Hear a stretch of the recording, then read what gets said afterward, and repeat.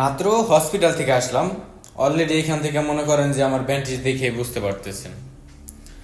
গেছিলাম হইতেছে হসপিটালে, আমার আকামা নাই, আমার কোনো কাগজপত্র নাই। তো এই কারণে মনে করেন যে আকামার জন্য কাগজপত্র বানাইলাম আর মেডিকেল করার লাগলো। তো এই দেশে নাকি আকামা করতে হইলে প্রথম অবস্থায় মেডিকেল করার লাগে। তো মেডিকেল না করলে মনে করেন যে আকামা এগুলো মনে করেন যে দেয় না। আর আমার মেয়াদ মনে করেন যে বাংলাদেশ থেকে আইসি প্রায় 3 মাসের কাছাকাছি হয়ে যেতেছে গা। পাসপোর্টের মেয়াদ থেকে 3 মাস, আমার আর মাত্র 5-6 দিন বাকি আছে। তো লাস্টে ঘুরে ফিরে যায় মনে করেন যে লাস্ট পর্যন্ত আকামারা কইরা আইলাম, মানে করা এখনো কমপ্লিট হয় নাই কা। আজকে মেডিকেল করছি, আর আগের দিন মনে করেন যে একটু কাগজপত্র করছি। একটু আগে আইলাম, মাত্র 2 মিনিট হয়েছে। আকামার ইটি দিয়া মেডিকেল দিয়ে আইলাম। এখন ভাই আলহামদুলিল্লাহ, মেডিকেল যদি ঠিকঠাক থাকে ভালো মতো মনে করেন যে আকামা আমার ঠিকঠাক মতো হইলেই চলে।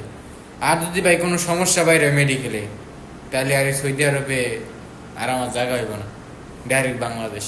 তো সবাই দোয়া করবেন যাতে ভালো রিপোর্ট বাইর হয়, ভালোভাবে সৌদি আরবে থাকতে পারি, কাজকর্ম করতে পারি। যেই উদ্দেশ্যে নিয়ে আইছি বা যেই উদ্দেশ্য নিয়ে আইছি এখানে, ওই উদ্দেশ্য যাতে ঠিকঠাক মতো করতে পারি।